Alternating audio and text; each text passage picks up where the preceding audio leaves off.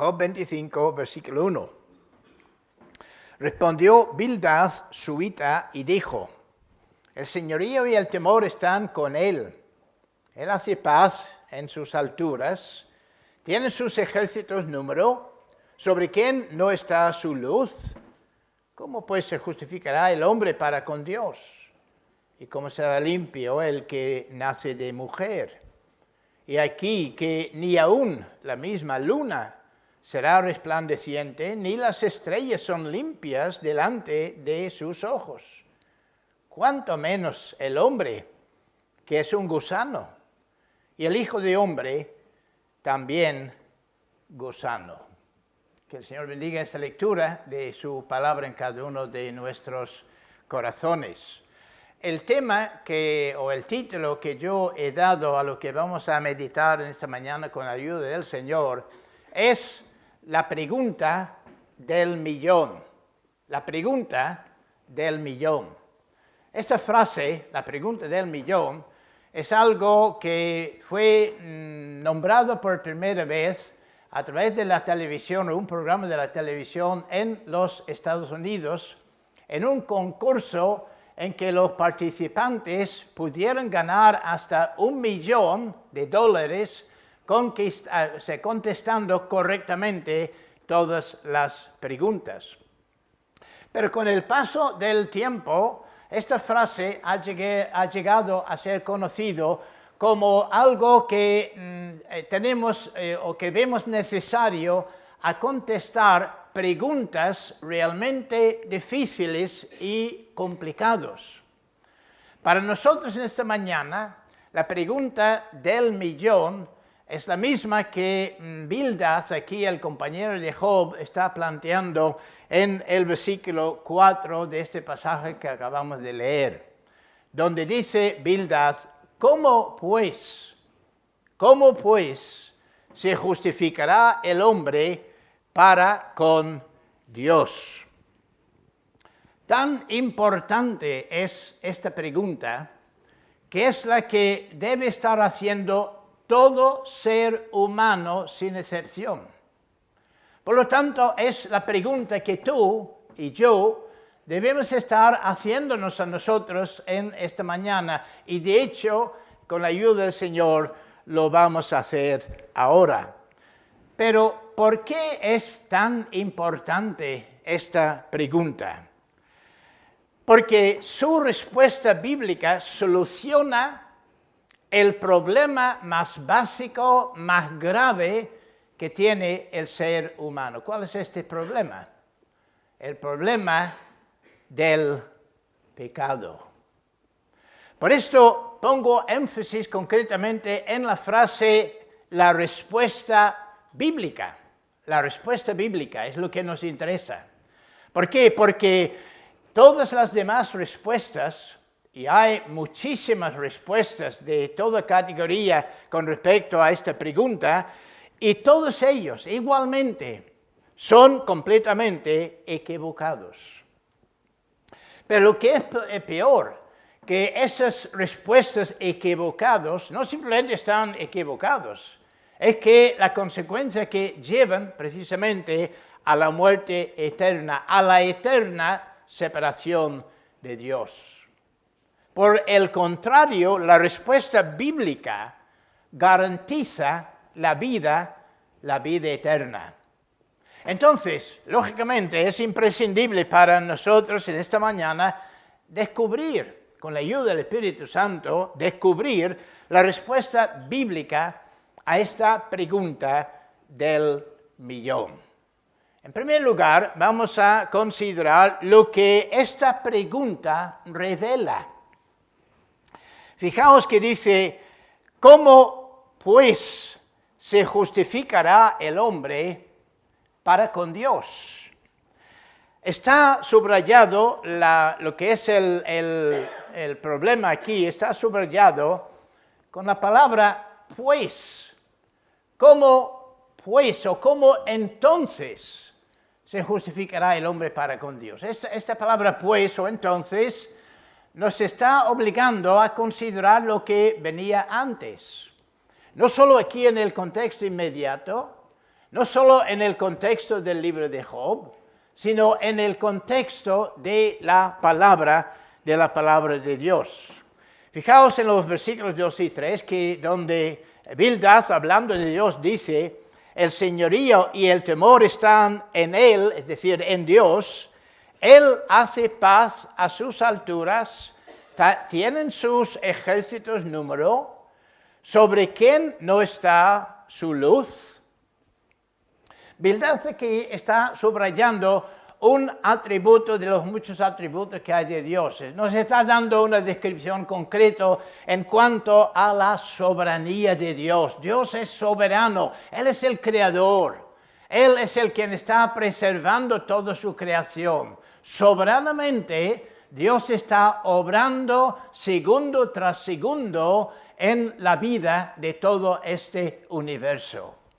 Pero cuando vamos al contexto más amplio, descubrimos también otro atributo que realmente surgen, de donde surgen precisamente nuestra pregunta en esta mañana. Porque en otra parte de la Escritura descubrimos otros atributos de Dios. Que Dios no solo es soberano, que Dios también es justo, que Dios además es santo, lo cual significa que Dios, siendo justo, no puede de ninguna manera tolerar la injusticia.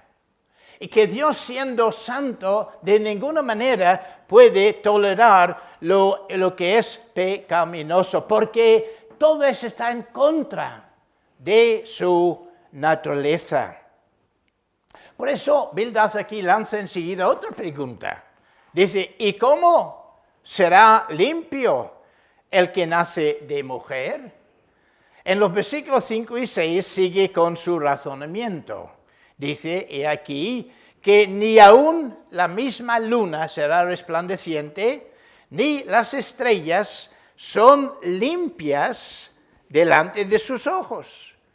Cuanto menos el hombre, que es un gusano, y el Hijo de Hombre también gusano.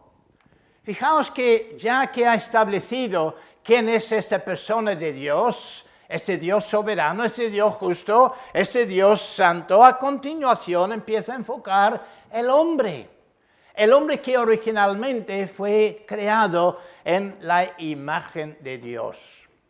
Ahora bien, cuando hablamos de la imagen de Dios, hemos de entender de que no estamos hablando de algo físico, porque Dios no es físico, Dios es espíritu, no tiene la forma física que tenemos nosotros.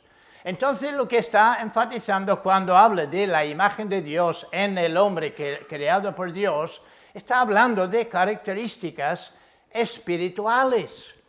Y cuando vamos al Nuevo Testamento y vemos el hombre por la regeneración creado de nuevo en la imagen de Dios, descubrimos las características que ya son reestablecidos en el hombre creado de nuevo en la imagen de Dios.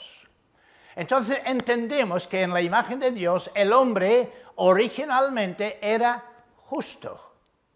Además de justo, el hombre era santo, porque está en la imagen de Dios. Además de todo eso, el hombre tenía conocimiento de Dios. Y de esta manera, siendo justo, santo y con conocimiento de Dios, y confirmado por los primeros capítulos de Génesis, vemos que el hombre disfrutaba de la presencia de Dios, disfrutaba de la comunión con Dios.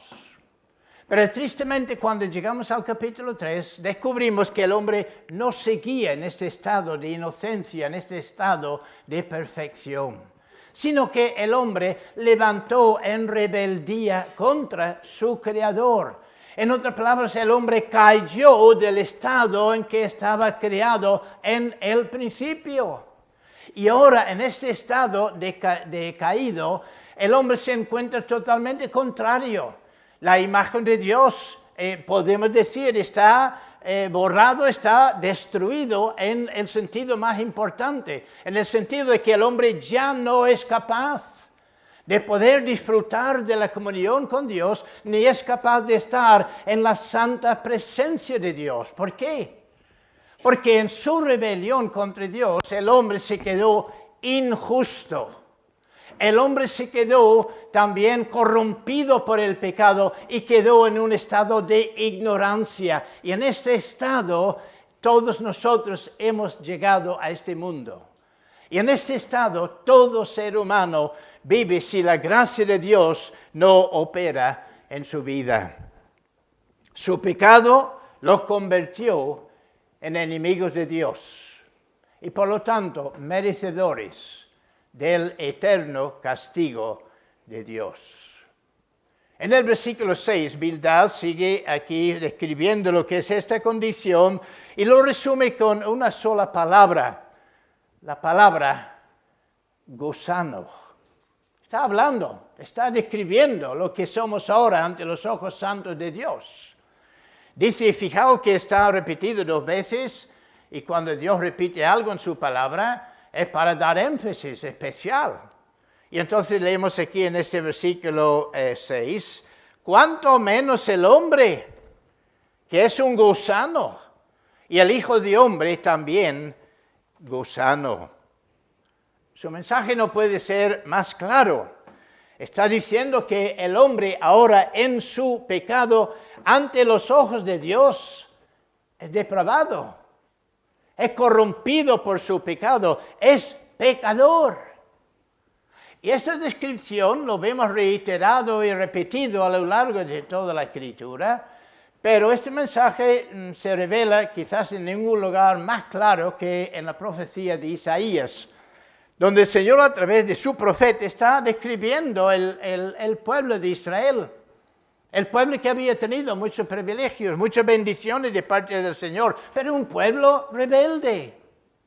Y leemos en Isaías 1, versículo 4, oh gente pecadora, pueblo cargado de maldad, generación de malignos, hijos depravados, dejaron a Jehová, provocaron a ira al Santo de Israel, se volvieron atrás.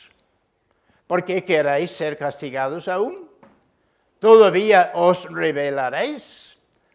Toda cabeza está enferma y todo corazón doliente.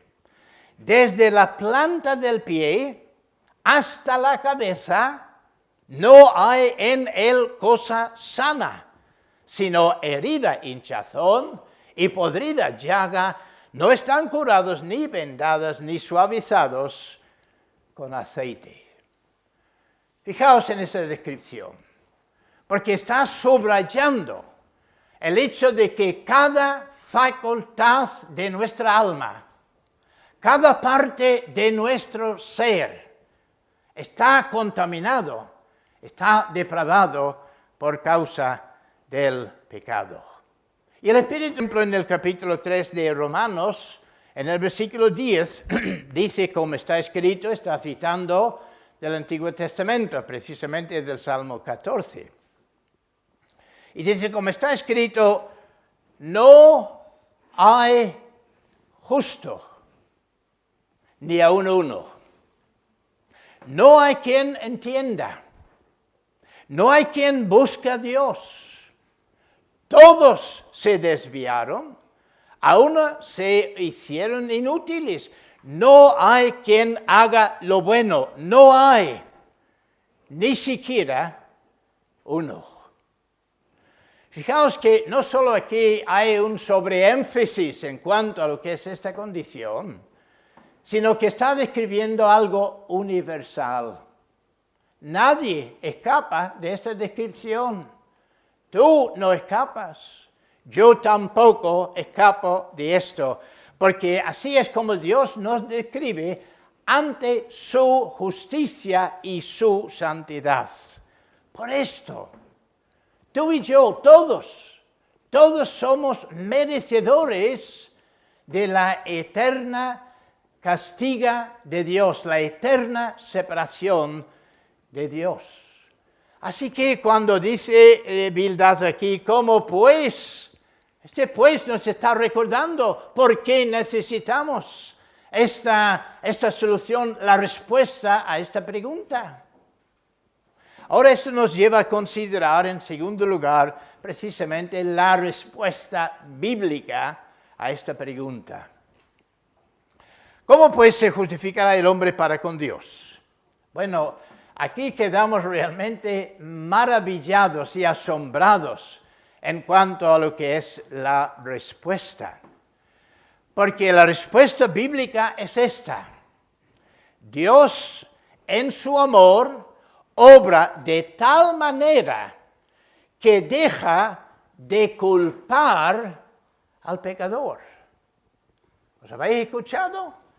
Dios obra de tal manera que deja de culpar al pecador. Es decir, Dios ya no culpa al pecador de su pecado.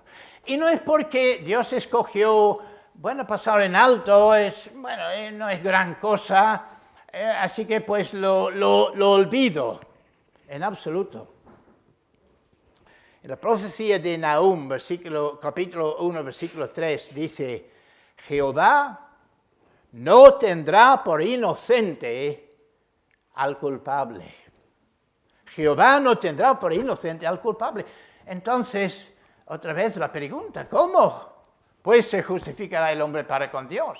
¿Cómo puede Dios declarar no culpable el quien por naturaleza, como ya hemos visto, es culpable delante de Él? Y el problema aún es mayor sabiendo que Dios es inmutablemente santo. Dios no cambia en cuanto a su justicia, no cambia en cuanto a su santidad.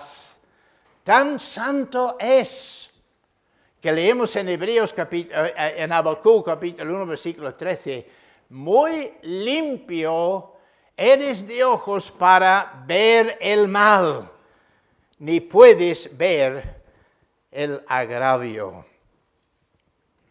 Esto intensifica la pregunta de Bildad. En la luz de esto, si Dios no puede ver ni tolerar, sino está obligado por su justicia y santidad siempre de castigar el pecado, ¿cómo pues se justificará el hombre para con Dios? Y eso nos hace plantar la pregunta, ¿es realmente posible? ¿Realmente es posible saber con certeza que siendo pecadores podemos ser justos delante de Dios? ¿Podemos llegar a ser aceptados por Dios? La respuesta bíblica es muy contundente. Sí, es posible. ¿Pero cómo? Y aquí es donde quedamos maravillados con la respuesta bíblica, no las teorías, no las filosofías de este mundo, sino la respuesta bíblica. ¿Cómo pues se justificará el hombre para con Dios? Bueno, hay muchos pasajes.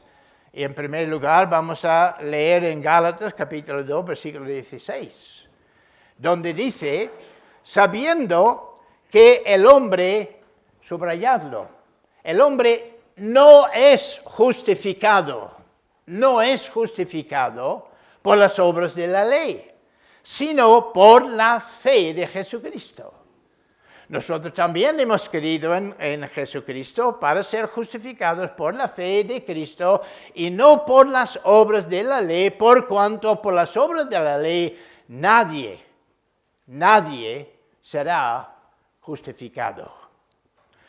Y al final del versículo 13 del capítulo 4 de Romanos, encontramos un detalle más con respecto a la respuesta a esta pregunta, donde nos habla de la justicia de la fe. La justicia de la fe. Lo que es inequívoca es que Dios no declara justo a nadie a base de su capacidad de guardar la ley o de cumplir la ley. Entonces, ¿cómo puede ser justificado? Solo es por la justicia de la fe. La justicia de la fe. Bueno, ¿qué es entonces la justicia de la fe? ¿En qué está basado? De nuevo, la Biblia es muy transparente en su respuesta. La justicia de la fe es a base de lo que Dios hace por medio de su Hijo Jesucristo. Y de eso el Señor, a lo largo de toda la antigua dispensación, ya preparando el pueblo para el llegado del Mesías que iba a cumplir precisamente esta obra, ya venía anunciando detalles acerca de esto. Y en la profecía de Jeremías, encontramos una de esas profecías muy importantes en cuanto a la respuesta a nuestra pregunta. Porque en Jeremías capítulo 23, versículos 5 y 6, leemos estos versículos. Dice, he aquí que vienen días, dice Jehová, en que se levantaré a David renuevo justo. Esa es una descripción, un nombre, un título dado al Mesías que iba a venir. Dice que levantaré en David renuevo justo y reinará como rey, el cual será dichoso y hará juicio y justicia en la tierra. En sus días será salvo Judá e Israel, habitará confiado, y este será su nombre con el cual le llamarán. Y eso es lo que hay que subrayar. Jehová, justicia nuestra.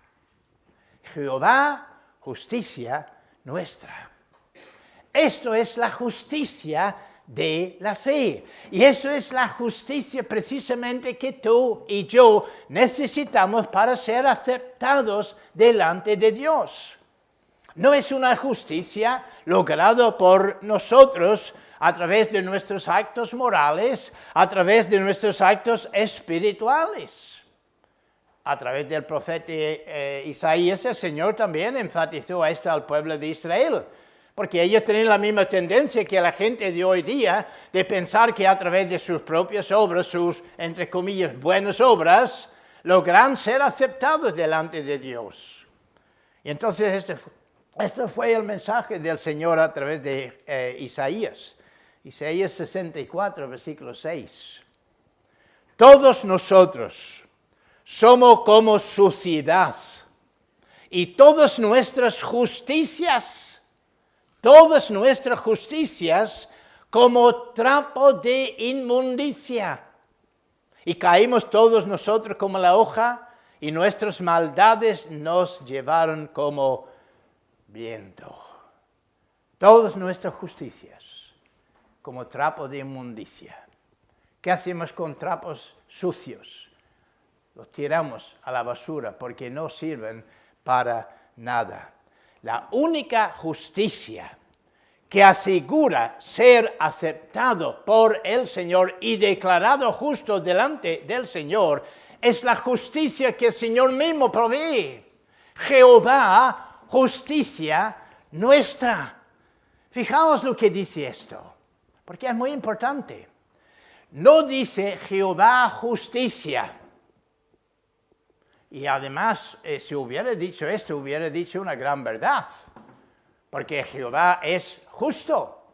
Pero si hubiera dicho solo esto, enfatizando lo que intrínsecamente es parte del ser de Dios, que Dios es justo y nada más, entonces no hubiera sido buena noticia para nosotros en el Evangelio, sino solamente noticias malas. ¿Por qué?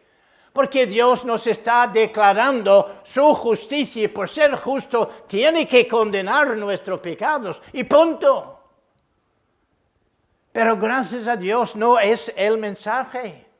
El profeta, el Señor a través del profeta está declarando: Jehová es justicia nuestra.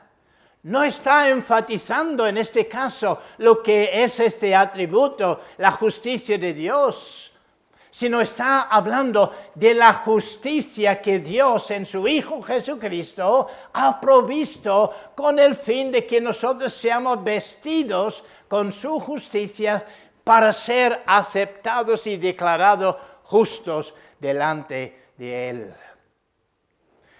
Pero ¿cómo puede Dios declarar y aceptar justo lo que por naturaleza es injusto. La respuesta bíblica, de nuevo, es increíble. Para justificar el pecador, Dios imputa o atribuye la culpa de nuestro pecado a su Hijo Jesucristo. Porque Él es el fiador, Él es el sustituto de su pueblo. Es justo lo que leemos al final de este pasaje que hemos leído al principio de nuestro culto. En 2 Corintios capítulo 5, versículo 21, me refiero más bien, donde dice, hablando de Cristo, dice, al que no conoció pecado, no hay otro. Solo Cristo es el que no conoció pecado. ¿Y qué dice? Al que no conoció pecado, lo hizo pecado. ¿En qué sentido? ¿Cristo se convirtió en un pecador igual que nosotros? En absoluto, porque si hubiera sido así, de nada nos hubiera servido. Pero como el Hijo de Dios, el impecable Hijo de Dios, habiendo sido concebido por el Espíritu Santo, Él nace sin pecado, Él vive sin pecado. Entonces, siendo nuestro representante, Dios le hace a Él responsable delante de Él, delante de su justicia, delante de su santidad, de rendir satisfacción a la justicia de Dios. Por eso a lo largo de toda su vida, Él guarda de manera perfecta la ley de Dios. Tú y yo no podemos.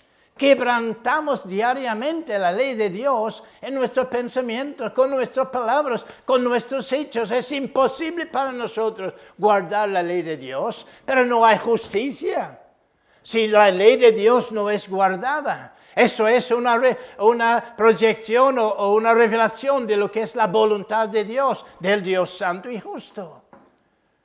Pero Cristo, nuestro representante, llevando la culpa de nuestro pecado, Él sí rindió perfección, obediencia perfecta a la voluntad de su Padre.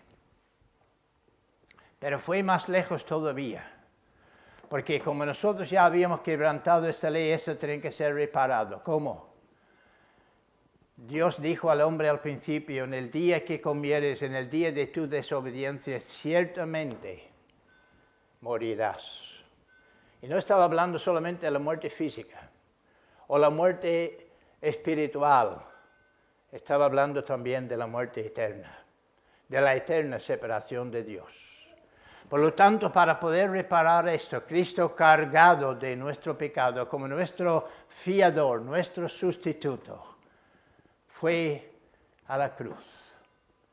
Y es ahí en la cruz donde, entre otras cosas, le escuchamos gritar, Dios mío, ¿por qué me has desamparado? ¿Qué significa esto? Ser desamparado por Dios es el mismo infierno.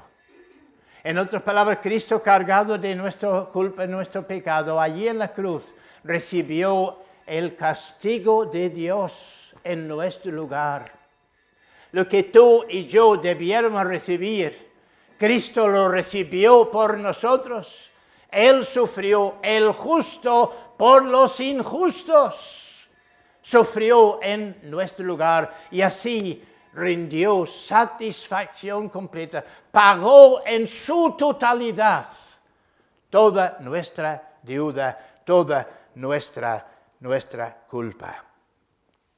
Es por eso precisamente que en la cruz Cristo pagó en su totalidad todo nuestro pecado. Y leemos en 1 de Pedro 3:18, porque también Cristo padeció una sola vez por los pecados, el justo por los injustos, para llevarnos a Dios, siendo la verdad muerto en la cruz, pero vivificado en el Espíritu. Y en Gálatas 3, versículo 13 leemos, Cristo nos redimió de la maldición de la ley, hecho por nosotros maldición, porque está escrito, maldito todo el que es colgado en un madero. Pero fijaos que además de poner toda nuestra culpa, nuestro pecado sobre nuestro sustituto, el Señor Jesucristo. Para justificar el pecador, Dios también imputa o atribuye la justicia de Cristo a nosotros. Fijaos en este cambio. Dios coge nuestra culpabilidad, nuestro pecado, y lo cargó sobre su Hijo Jesucristo. Pero a la vez, coge la justicia de Cristo y lo pone a nuestra cuenta. O como dice la Escritura, nos viste con la justicia de Cristo, de modo que cuando Dios nos mira a nosotros, no nos mira con nuestros trapos de inmundicia, nos ve vestidos con la justicia perfecta de nuestro Señor Jesucristo. Esto es lo que hemos leído al principio, 1 Corintios 1, versículo 30. Mas por Él, es decir, por el Padre, estáis vosotros en Cristo Jesús, el cual nos ha sido hecho por Dios sabiduría, justificación, santificación y redención. Aquí aprendemos que por la obra de Cristo, el pecador que cree en Cristo es justificado, tratado delante de Dios como justo. Y en el original eso es muy, muy fuerte. No es simplemente que somos hechos justos en Cristo, lo cual sería maravilloso, pero es mucho más que esto. Es que somos justos en Cristo, lo cual significa que Dios cuando nos mira en Cristo, nos mira como si nunca hubiéramos pecado. Como si nunca hubiéramos pecado. Tal es el vestido que tenemos en nuestro Señor Jesucristo. Y así lo enseña en Romanos 5, versículo 19. Porque así como por la desobediencia de un hombre los muchos fueron constituidos pecadores, así también por la obediencia de uno, Cristo, los muchos serán constituidos justos. En otras palabras, Dios mirándonos en Cristo, nos mira como si nunca jamás hubiéramos pecado contra Él. Ahora bien, también la pregunta del millón es esta, porque todo lo que hemos visto aquí es maravilloso en un sentido general. Pero, ¿cómo puedo yo pecador, cómo puedo yo tener la certeza de que yo soy justo y aceptado como justo y declarado justo delante de Dios? ¿Es esta la pregunta que tú te estás planteando en este momento a la luz de lo que hemos venido tratando? La respuesta bíblica es muy tajante. Por lo que ya hemos aprendido en nuestro estudio en esta mañana, es que está muy claro de que no podemos mirarnos a nosotros mismos para encontrar la respuesta a esta pregunta. Entonces, siendo pecadores, siendo yo pecador, siendo tú pecador, ¿cómo puedo yo ser aceptado por Dios? El Evangelio me responde con una tremenda claridad. Solo puede ser por medio de la fe. Por medio de la fe. Romanos 3:22. Leemos la justicia de Dios, que es por medio de la fe en Jesucristo por todos los que creen en Él. Versículo 24 del mismo capítulo 3 de Romanos. Justificados gratuitamente por su gracia mediante la redención que es en Cristo Jesús. Así que por la fe recibimos toda esta provisión que hay en Cristo y en concreto su justicia para que sea nuestra justicia. Pero cuando la Biblia habla aquí de la fe, no está enfocando a nosotros. No es que, mire, Dios ha hecho todo eso en Cristo. Ahora lo único que tú tienes que hacer es creer.